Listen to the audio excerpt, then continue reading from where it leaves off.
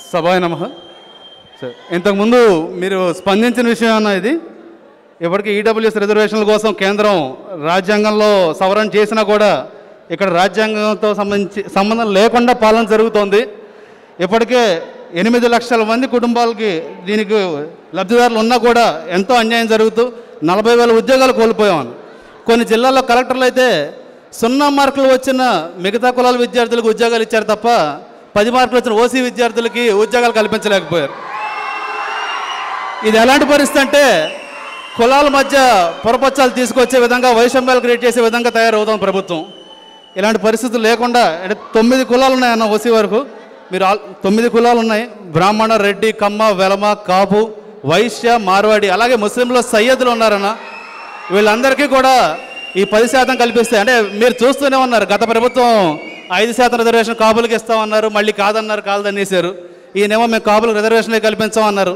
మీరు అడిగారు ఈడబ్ల్యూఎస్ కన్నా ఇవ్వండి, అది ఎలాగ ఇవ్వట్లేదు మీరని చెప్పి. కానీ వాళ్ళ వరకు అది కూడా ఆయన చేయలేదు సార్ కదా. మొన్న అడుగుదాం అంటున్నారు, రాష్ట్రం మొత్తం మేము కమిటీలు వేసుకుని పోరాటానికి సిద్ధమయ్యాం. కాకపోతే ఈయన ఉద్యోగాలు ఇవ్వలేదు, నిరుద్యోగులను అపాస్యం చేశారు. ఇందాక మా సోదరులందరూ మాట్లాడుతున్నారు, వాళ్ళ బాధలు చూస్తే కాలం నీళ్ళు ఆగలేదు మాకు. అలా నిరుద్యోగులను అపాస్యం చేస్తుంటే మేము ఇంకా అక్కడ రిజర్వేషన్ల కోసం అడుగుతాం.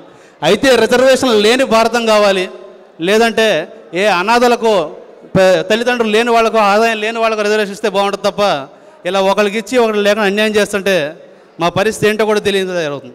ఇది మన పరిగి మండలం అనంతపురం నియోజకవర్గం. కుర్రాడు ఏం చేయాలో తెలియక తహసీల్దార్ కార్యాలయం ముందు పురుగుల మందు తాగి ఆత్మహత్యాయత్నం చేస్తున్నారన్న. ఇదే పరిస్థితి కొనసాగితే ఎవరికి ఒక చిన్న హోప్ కూడా లేకుండా పోతుంది, ఎటు వెళ్ళాలో కూడా తెలియకుండా జరుగుతుంది.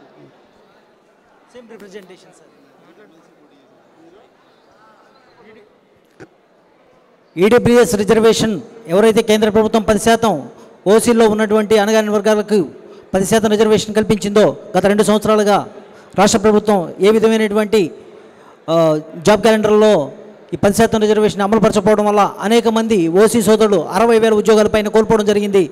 ఈ ఈడబ్ల్యూఎస్ ఓసీ రిజర్వేషన్ సంబంధించి వెంటనే 10% రిజర్వేషన్ని అమలుపరచాలని, దానివల్ల లబ్ధి చేకూరాలని చెప్పి మనస్ఫూర్తి కోరుకుంటున్నాం.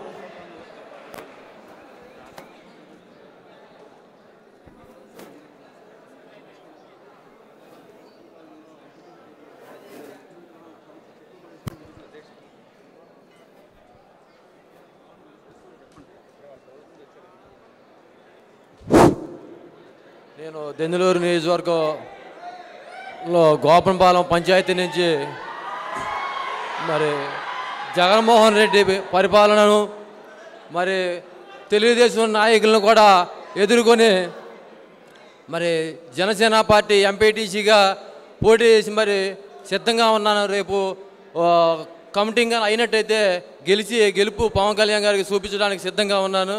అలాగే మన గ్రామంలో కానీ గ్రామ స్థాయిలో కానీ మరి దెందులూరు నియోజకవర్గం మొత్తం మీద కూడా ప్రతి చాటున చెరువులు కబ్జా అవుతున్నాయి. ఎందుకంటే రోడ్లలో గాలికి వదిలేశారు, చెరువులు మట్టికి తవ్వుకుంటున్నారు. కాబట్టి ఆ చెరువులన్నీ కూడా ఒకసారి కలెక్టర్ గారి దృష్టికి తీసుకెళ్ళి ఒకసారి మరి జనసేన నాయకుడు ఒకడున్నా కూడా ఆ చెరువులను ఆఫ్ చేయడం జరిగింది. మరి దాని మీద ఒకసారి పవన్ కళ్యాణ్ గారు దృష్టి పెట్టి జంగారెడ్డిగూడెం నుంచి ఏలూరు వచ్చే రోడ్డు బాగా సర్వనాశనం అయిపోయిందండి.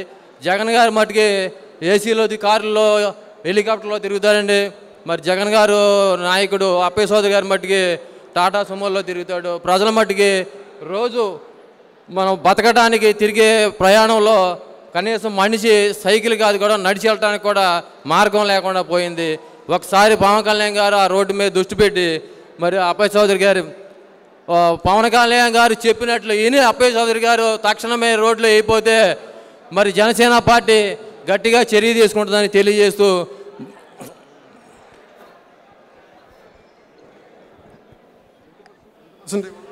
10%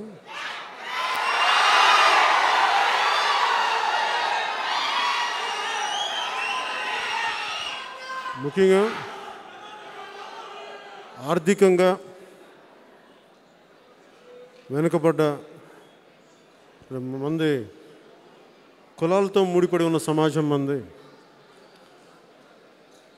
పేరుకి అగ్రకులం అయింది ఆర్థికంగా వెనుకబడిపోయి చితికిపోయిన విద్యార్థులకి అండగా ఉండటానికి ఈ ఈడబ్ల్యూఎస్ స్కీమ్ పెట్టారు, ఎకనామికలీ వీకర్ సెక్షన్స్ కింద. కేంద్ర ప్రభుత్వం తీసుకొచ్చింది దీన్ని 10% కల్పించాలని. ఇలాంటి పరిస్థితుల్లో రాష్ట్ర ప్రభుత్వం దాన్ని అమలు చేయలేకపోవడం, అమలు చేయాలని అనుకోకపోవడం కూడా సరైనది కాదు. ఖచ్చితంగా ఈడబ్ల్యూఎస్ పోరాట సమితి మీరు తీసుకొచ్చిన ఈ సమస్యల్ని జనసేన భవిష్యత్ ప్రణాళికలో ఒక భాగంగానే ఇప్పుడు మీకు ఎలాంటి కార్యాచరణ చేస్తే మీకు అండగా ఉంటాం ఖచ్చితంగా మీరు మన నాయకులందరూ తెలియజేసి, నేను కూడా మాట్లాడతాను, మీరు కూడా తెలియచేయండి.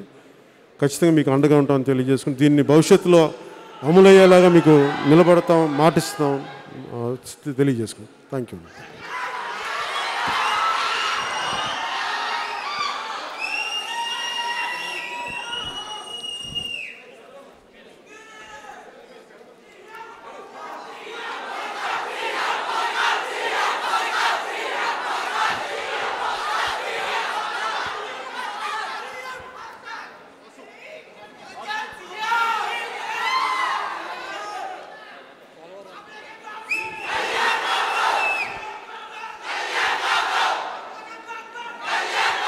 ఆగనమ్మా దయచేసి అరవదా.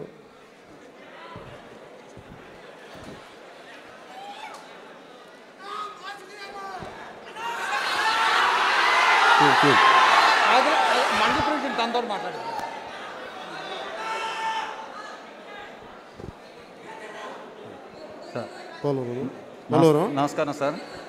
మేము విలీన మండలం నుంచి వచ్చాం సార్. మాది మా పోలవరం ముంపులో మునిగిపోయే ప్రాంతం సార్. ఈరోజు బ్యాక్వర్డ్ పోలవరం అంటే మనం పోలవరం ప్రాజెక్టుకి మేము వ్యతిరేకం కాదు సార్. కాకపోతే రాష్ట్ర అభివృద్ధి కోసం ఈ పోలవరం ప్రాజెక్టు ఆంధ్రప్రదేశ్ జీవనాడు అనే ఉద్దేశంతో అక్కడ ఉన్నటువంటి గిరిజనేతలు అందరూ కూడా మేము సదుద్దేశంతో రాష్ట్రం బాగుపడాలనే ఉద్దేశంతో మేము త్యాగం చేస్తూ మా ఇండ్లు, మా పొలాలు, మా కుటుంబాలు మొత్తం త్యాగం చేస్తూ పోలవరం ప్రాజెక్టుకి మేము కట్టడానికి అనుమతి మేము ఒప్పుకున్నాం సార్. సార్ పోలవరం కట్టడానికి మేము ఒప్పుకున్నాం సార్. అయితే గత ప్రభుత్వం కూడా టీడీపీ కూడా మాకు అన్యాయం చేస్తుంది సార్. ఇప్పుడు జగన్ ప్రభుత్వం కూడా తీవ్ర అన్యాయం చేస్తుంది సార్. మేము బ్యాక్ వాటర్ వల్ల పోలవరం కట్టడం, కాపర్ డ్యామ్ వల్ల పోలవరం బ్యాక్ వాటర్ వల్ల మేము మా గ్రామాలు, మా ఇండ్లు, మా పొలాలు మొత్తం మునిగిపోతున్నాయి సార్. అంటే ఈరోజే మునిగిపోతున్నాయి అంటే బ్యాక్ వాటర్ వల్ల రేపు వర్షాకాలం వస్తుంటే మాకు తీవ్రమైన వరదలు వస్తాయి సార్. ఆ వరదలు వచ్చినప్పుడు ఇంకా ఘోరంగా ఉంటుంది సార్. అక్కడ ఉన్నటువంటి గిరిజనులు చిన్న చిన్న పాకలు వేసుకుని సార్, ఇంతంత గుట్ల మీద చిన్న చిన్న పాకలు వేసుకుని ఉంటున్నారు సార్. అంటే ఈ పాకల్లో కరెంట్ ఉండదు సార్, ఏమి ఉండవు సార్, పాములు తేళ్ళు ఉంటామని ఉంటుంది సార్. ఇంతకుముందు 2 రోజులు 3 రోజులు అంటే మేము ఎలాగో కాలక్షేపం చేసేవాళ్ళు సార్ అక్కడ. అయితే ఈరోజు ఈ పోలవరం బ్యాక్ వాటర్ వల్ల మొత్తం 3 నెలలు ఉండే పరిస్థితి వచ్చింది సార్. అయితే మేము ఊర్లో ఉన్నటువంటి ఇల్లు 3 నెలలు వరదలో ఉంటే ఒక్క ఇల్లు కూడా పనిచేశారు. ఇది ఇంతకుముందు గోదావరి ఇసుక తెప్పు ఉండేది సార్ ఎండాకాలం, ఈ రోజుల్లో కూడా ఇసుక తెప్పు ఉంటుంది సార్. అలాంటిది బ్యాక్ వాటర్ వల్ల నిండిపోయింది సార్. ఈ రోజుల్లో నిండిపోయిందంటే వర్షాకాలం వస్తే ఇంకా వర్షాలు పడితే పూర్తిగా మొత్తం ఇది నిండిపోయి ఊర్లు మొత్తం మునిగిపోతాయి సార్. గ్రామాలన్నీ మునిగిపోతాయి, ఇండ్లు మునిగిపోతాయి. మేమందరం పెట్టబేట సర్దుకొని బయటకు రావాలి సార్. అయితే మాకు పోలవరం ఇల్లు కడతామని గవర్నమెంట్ ఇప్పటి వరకు గిరిజనులు మొత్తం ఎక్కువ మంది గిరిజనులు సార్. వాళ్ళ మొత్తం 1,00,000 కుటుంబాలు, మొత్తం 1,60,000 కుటుంబాలు సార్. 1,60,000 కుటుంబాల్లో గిరిజనేతలు చాలా తక్కువ మంది సార్. ఎక్కువ గిరిజనులే నష్టపోతున్నారు సార్. అయితే మాకు పునరావాసంలో 25 మౌలిక వసతులతో మాకు ఇల్లు నిర్మించాలి సార్. కరెంటు సౌకర్యం అయితే కరెంటు సౌకర్యము, వైద్య సదుపాయాలు, హాస్టల్లో స్కూల్ బిల్డింగ్స్ అన్నీ కూడా ఉండాలి సార్. ఇప్పటి వరకు అక్కడ ఇల్లులే పూర్తి కట్టలేదు సార్. ఈ గోదావరిలో వస్తుంటే మేము ఎక్కడికి వెళ్ళాలి? మాకు అక్కడ ఇల్లులు పూర్తి అవ్వలేదు, మాకు నష్టపరిహారాలు ఇవ్వలేదు సార్. నష్టపరిహారంలో ఏది ఒకటి కూడా ఇవ్వలేదండి సార్. ఇప్పుడు జీవో 10 లక్షలని తీసుకొచ్చా సార్. జీవో 10 లక్షలని తీసుకొచ్చి ఈ 10 లక్షలని ప్రస్తుతం అంటే అక్కడ మేము స్థానికంగా గొడవలు చేస్తున్నామని జీవో తీసుకొచ్చారు సార్. 10 లక్షల జీవో అని తీసుకొచ్చారు సార్. 10 లక్షలు అని జీవో తీసుకొచ్చారు సార్ ఇస్తామని. ఈ జీవో 10 లక్షలు ఇవ్వకుండా ఈ డేట్లు పెట్టండి. 6,86,000 ఎస్టీ వారికి, నాన్ ఎస్టీకి 6,36,000 ఇవ్వడానికి 15వ తారీఖు ఈ నెల 30వ తారీఖు ఈ 15వ తారీఖులో ఇస్తామంటున్నారు సార్. ఈ అది ఇదేమో 10 లక్షలు ఇస్తానని హామీ ఇచ్చి ఇంతవరకు ఇస్తున్నారు. మిగతా అమౌంట్ ఎప్పుడు ఏంటి అన్నది కూడా చెప్పలేదు సార్. ఇంకోటి ఏంటంటే సార్, ఇవన్నీ గ్రామాలు మునిగిపోయే గ్రామాలు సార్, మునిగిపోయే గ్రామాలు సార్. ఈ 41 కాంటూరు పరిధిలో మునిగిపోయేటువంటి గ్రామాలు సార్. ఈ వేలేరుపాడు మండలంలో 17 గ్రామాలు, కుకునూరు మండలంలో 8 గ్రామాలు, 41 కాంటూరు పరిధిలో. అలాగే విఆర్పురం, కోనవరం, చింతూరు, దేవీపట్నం, పోలవరం మండలాల్లో కూడా ఇంకా గ్రామాలు ఉన్నాయి సార్. పోలవరం మండలంలో కూడా కొత్తూరు, పైడిపాకి గ్రామాలు ఉన్నాయి సార్.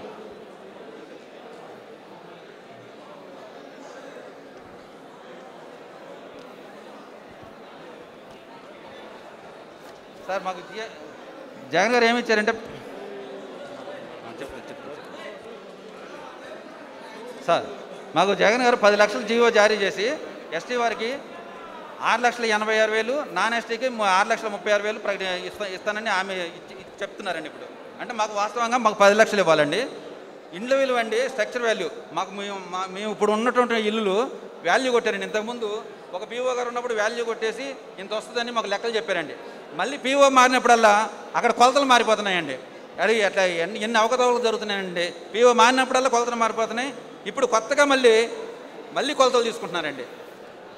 అట్లే ఆ కొలతలు కూడా అన్ని అవకతవకలేనండి.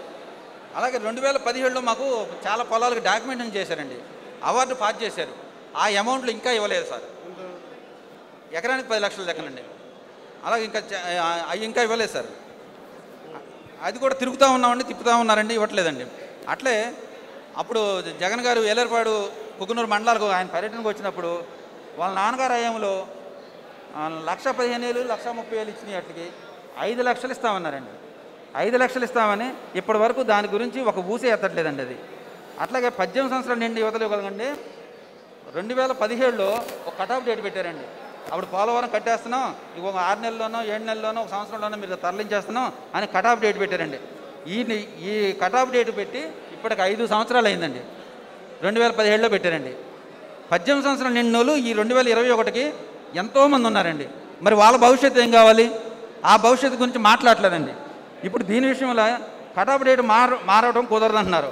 ఇంతకుముందు 2006లో వంశధార ప్రాజెక్టు కాడ కటాఫ్ డేట్ మార్చారండి. అది 2005లో మొదలుపెట్టింది. 2016లో కటాఫ్ డేట్ చేసి 18 సంవత్సరాలు నిండిన వరకు అక్కడ ఇచ్చారండి. ఆ ప్రకారంగా ఇమ్మని అడుగుతున్నామండి మేము. ఉందండి. అలాగే మాకు కట్టే ఇల్లులు కూడా ఇప్పటివరకు పూర్తి కాలేదండి. ఇప్పుడు గోదావరిలో వస్తే మేము ఎక్కడికి వెళ్ళాలో మా పరిస్థితి అగమ్యగోచరమండి. ఇప్పుడు మా గోదావరిలో తగ్గినా కూడా ఆ ఇల్లులు మాకు పనిచేయవు. ఇప్పుడు ఉండే ఇల్లులు పనిచేయండి. ఎందుకంటే మొత్తం కూలిపోతాయండి. మేము ఎక్కడ ఉండాలి? ఎన్నాలని ఆ పాకల్లో ఉండాలి, ఆ గుడిసెల్లో ఎన్నాళ్ళు ఉండాలి. కరెంట్ సౌకర్యం లేదు, ఏ సౌకర్యం లేదండి. అవి మాకు దారులు కూడా మూసుకుపోతాయండి వేరే ఊరు రావడానికి.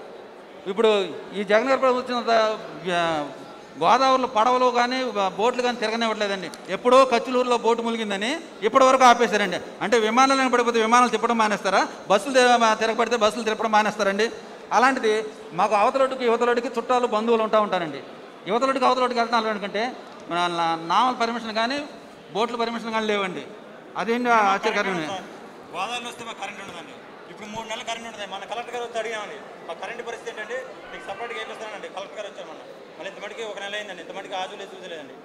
మేము రాష్ట్రం మారినామండి, జిల్లా మారినాం, ఇప్పుడు మండలాలు కూడా మారిపోతున్నాయండి. మా ఇప్పుడు వచ్చారు సార్, కుకునూరు వచ్చారు సార్. మీరు వచ్చిన తర్వాత సార్ మీరు ఒకసారి వచ్చిన తర్వాత మాకు కుకునూరు వెళ్ళేపడతారు. కుకునూరు వచ్చారు. మా భూములు కూడా మునిగిపోతుంది సార్. ఇంతమంది పరిహారం ఇవ్వాలి సార్. గడపాక మండలంలో 7 మండలాలు సార్. ఇంతమంది పరిహారం ఇస్తారండి. అడిగి ఇవ్వలేదండి. భూములు అయితే ఎప్పుడు నెలలో ఉంటాయండి సార్. తూర్పుగోదావరి అయితే, పశ్చిమ గోదావరి అయితే 41 కాంటూర్ లెవెల్లో ఇదిగో ఇన్ని గృహాలు మునిగిపోతున్నాయండి. 41 కాంటూర్ లెవెల్లో అసలు కట్టేది 45 కడితే ఇంకా ఎన్ని పోతాయనండి.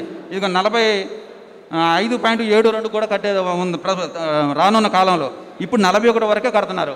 ఈ 41 కడితేనే ఇన్ని కుటుంబాలు, అంటే ఇప్పుడు 40,000 కుటుంబాల పైన ఇప్పుడు ములుగుతున్నాయండి 41 కాంటూర్ లెవెల్లో. వాళ్ళ లెక్కల ప్రకారం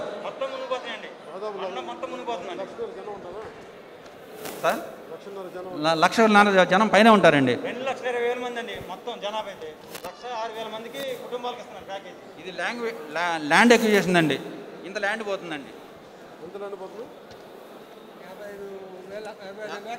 55,000 ఎకరాలు సార్. Hectare sir. 10 లక్షలు చేసిన జీవో అండి. జీవో తేవడం అక్కడ పాలాభిషేకం చేసుకుంటున్నారండి మా ఊర్లో. జీవో తెచ్చినందుకండి. వాళ్ళు ఇచ్చేది 6,36,000, 6,86,000 అండి. జీవో తెచ్చి పాలాభిషేకం చేస్తున్నారండి. ఇక ఇలాంటి గుడిసెలు వేసుకుంటున్నామండి. సార్ మీరు ఏదైనా న్యాయం చేస్తేనే సార్, లేకపోతే మా పని ఎలా ముందు తీసుకెళ్తే బాగుంటుంది, ఏం చెప్తే బాగుంటుంది సార్. పెట్టకండి మాకు 2013 సార్ 7 మండలాలు పూర్తిగా మునిగిపోతున్నాయి సార్. మీరు దాని గురించి దృష్టి పెడితేనే తప్ప ఈ న్యాయం అయితే జరిగేటట్లేదు సార్. మాకు 2013 చట్ట ప్రకారం వాళ్ళు ఇచ్చినటువంటి హామీని కరెక్ట్ అన్నీ ఒక్కసారికి ఇచ్చామనండి సార్. నేను మన ఒక టీంని పంపిస్తాను సార్. సార్ ముందు ఒక టీంని పంపించి మీతో మాట్లాడేసాను. ఒక అధ్యయనం మన పార్టీ తరఫు నుంచి. అలాగే సార్. చెప్తాను. అలాగే సార్. 15 రోజుల్లో గోదావరి వస్తుంది. మీ అందరం 15 రోజుల్లో గోదావరి వస్తుంది. వర్షాలు పడితే ఇప్పుడు గోదావరి ఆల్రెడీ ఉంది సార్. వర్షాలు పడితే మా వాగులు పొంగితే మా పని పోయింది సార్. మొత్తం దారి కూడా ఉంది సార్. మీరు వస్తానికి ఒక లాంచ్ కూడా లేదు సార్.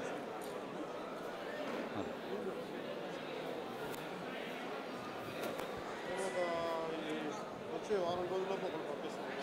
కొంచెం టీంని పంపిస్తాను. నేను మీరు ఏమైనా స్టేట్మెంట్ అయితే కరెంటు గురించి ఒకటి లాంచ్లో ఒకటి ప్రయాణం thank you sir. Thank you.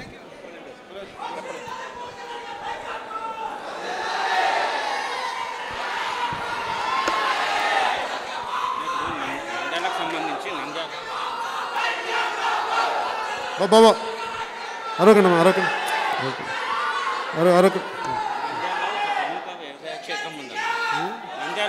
బాబా ఆపాలి సార్.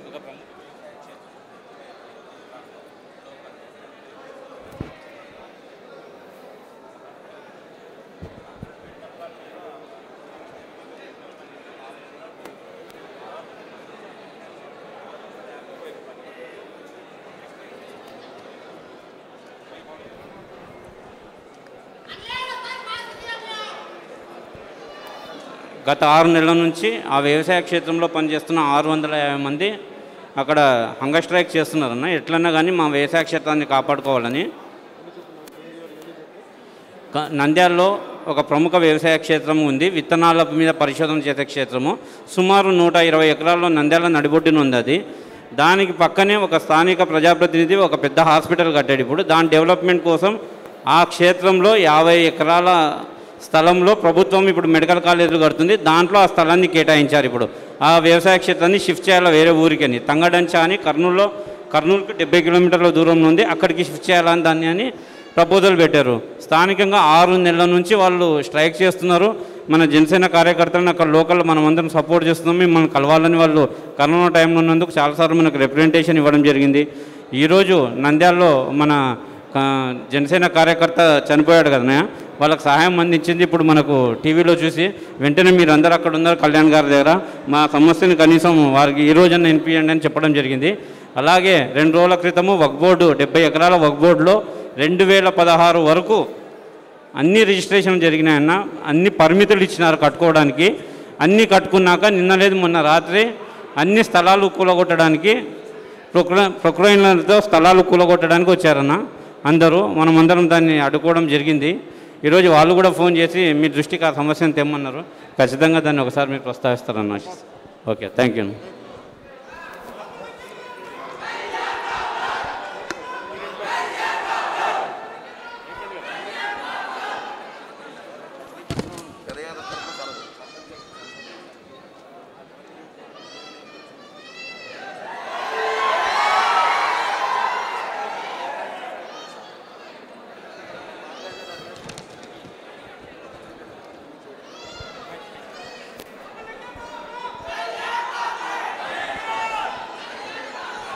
సార్, నా పేరు తిమోతి గళ్ళ అండి. నేను పెదయాద్ర మచిలీపట్నం నియోజకవర్గం పెదయాద్ర నుంచి సర్పంచ్గా గెలిచాను 136 ఓట్ల మెజారిటీతో.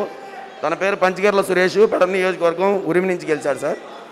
మరి కృష్ణా జిల్లాలో దాదాపు 36 పైచీలకు పంచాయతీల్లో మనం జనసేన తరఫున గెలిచాం సార్. ఇక్కడ అన్ని నియోజకవర్గాల్లోనూ అన్ని గ్రామాల్లోనూ వైసీపీ ఇన్ఛార్జీల పేరుతో మమ్మల్ని ఏ పని చేయకుండా మరి అధికార పార్టీ వాళ్ళు అడ్డగిస్తున్నారు సార్. ఏమన్నా మేము దాని మీద న్యాయ పోరాటం చేస్తున్నామో మమ్మల్ని బూతులు తిడుతున్నారు. మరి మేము చెప్పేది ఏంటంటే, మరి మన రాష్ట్ర వ్యాప్తంగా మనం గెలిచిన సర్పంచులందరూ కలిసి ఒక ఫోరం లాగా ఏర్పాటు చేసి కమిటీ వేస్తే ఎక్కడ ఏ సర్పంచ్కి అన్యాయం జరిగినా కానీ మేము ఫ్రంట్ లైన్లో ఉండి వారి తరఫున పోరాటం చేయడానికి సిద్ధంగా ఉన్నాం సార్. అది మీ దృష్టికి తీసుకెళ్దామని చెప్పేసి. మన రాష్ట్రంలో ఇవాళ యువత రాజకీయాల్లోకి వచ్చిందని అంటే దానికి నిదర్శనం మీరే సార్. గతంలో కూడా ఇవాళ మేము సర్పంచ్గా ఎన్నికయ్యామంటే అది నిదర్శనం సార్. గతంలో మీరు తాండాలో బోరు వేయించి ప్రజలకు నీటి అవసరాలు తీర్చారు సార్. అలాగే మేము వచ్చిన అతి తక్కువ కాలంలోనే ప్రభుత్వ ఫలాలతో నిమిత్తం లేకుండా గ్రామంలో బోరేయించి దశాబ్దాలుగా ఉన్నటువంటి నీటి సమస్యను తీర్చడంలో మేము సఫలీకృతం అయ్యాం సార్. దీని అంతటికి ఇది కారణం ఇంతటి విజయం వచ్చింది మీరు సార్. ఇంతటి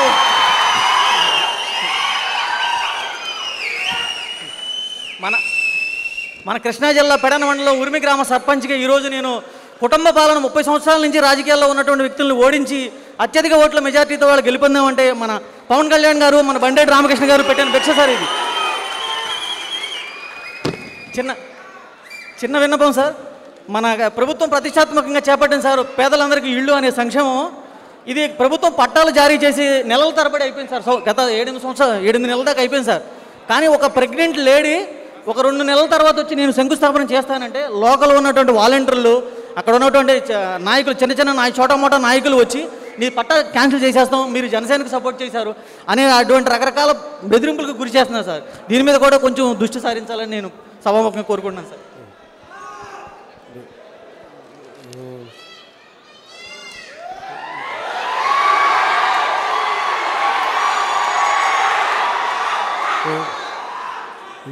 వాళ్ళు చెప్పే సమస్య ఏంటంటే, గత పంచాయతీ ఎన్నికల్లో జనసేన పార్టీ తరపున గెలిచిన సర్పంచుల్లో వీళ్ళిద్దరు కూడా ఉన్నారు. కానీ గెలిచిన జనసేన సర్పంచుల్ని వైసీపీ ఇన్ఛార్జీలు కానీ లేదంటే వారి నాయకులు కానీ చాలా చోట్ల బెదిరించడాలు, బూతులు తిట్టడాలు, భౌతిక దాడులు చేయడాలు ఉన్నాయి. సో దాంట్లో భాగంగా సమిష్టిగా ఈ ప్రభుత్వ విధానాలని, ఈ దౌర్జన్యాలని ఎదుర్కొనే విధంగా ఒక ఫోరం ఉంటే బాగుంటుందని అడుగుతూ ఉన్నారు. సర్పంచుల ఫోరం ఖచ్చితంగా మన నాయకుల ద్వారా దీన్ని ముందుకు తీసుకెళ్ళి, ఎందుకంటే ఈ మధ్యన మత్స్యపూర్లో కూడా నేను చూశాను, ఒక మహిళ సర్పంచ్ మీద దాడి చేయటం వైసీపీ నాయకులు. రాజకీయాల్లో బెదిరింపులకి, భౌతిక దాడులకి జనసేన పార్టీ భయపడదు, మా వాళ్ళు ఎవరు భయపడరు.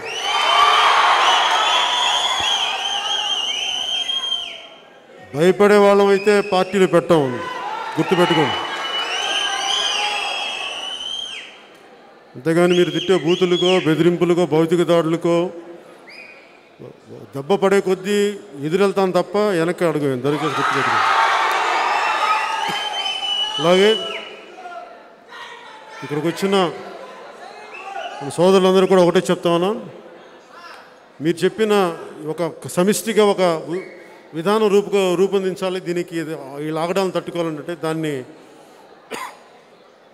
జిల్లా ఇన్ఛార్జీలతోటి, రాష్ట్ర నాయకులందరితో మాట్లాడి దీన్ని ఎలా ముందుకు తీసుకెళ్ళాలి, ఖచ్చితంగా దీన్ని ఏ విధంగా ఏ వ్యవస్థ పెడితే బాగుంటుంది దాని మీద ఆలోచించి ఒక బలమైన నిర్ణయం తీసుకుని మీకు అండగా ఉంటాం. Thank you.